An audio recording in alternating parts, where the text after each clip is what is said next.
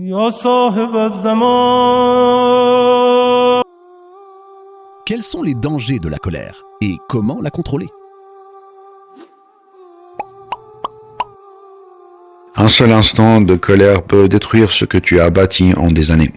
La colère est dans son essence une armée intérieure créée par Allah Azza wa Jal pour protéger l'être humain. Mais si elle échappe au contrôle de la raison, elle devient, comme l'a dit l'imam Ali alayhi salam, méfiez-vous de la colère, car elle est une grande armée parmi l'armée de Satan. Les gens à ce égard se divisent en degrés. L'excès qui aveugle la discernation, et le prophète sallallahu alayhi wa sallam dit: la colère corrompt le foie comme le vinaigre corrompt le miel. Et le défaut qui engendre l'humiliation est le silence face au blâmable.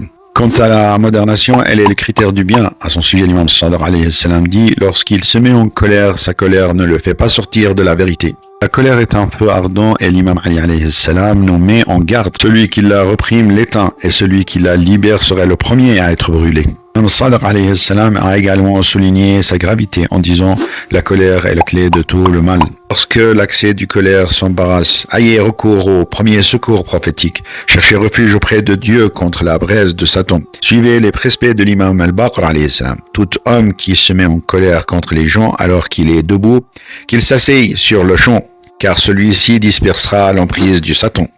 Faites les ablutions avec de l'eau froide et observez le silence en appliquant la parole de l'imam Ali alayhi salam. Traitez la colère par le silence. Quant à l'affranchissement radical, il consiste à raciner ses origines qui sont l'orgueil et la disposition et à adopter son âme pour parvenir à la clémence selon la parole de l'imam Ali alayhi salam. Si tu n'es pas clément, apprends à l'être, sans oublier la promesse de l'imam al-Baqr alayhi salam. Celui qui retient sa colère envers les gens, Allah lui retiendra son châtiment le jour de la résurrection. Et le meilleur remède, c'est de suivre Muhammadin wa ali baytihi. Allahumma salli ala Muhammadin wa ali Muhammad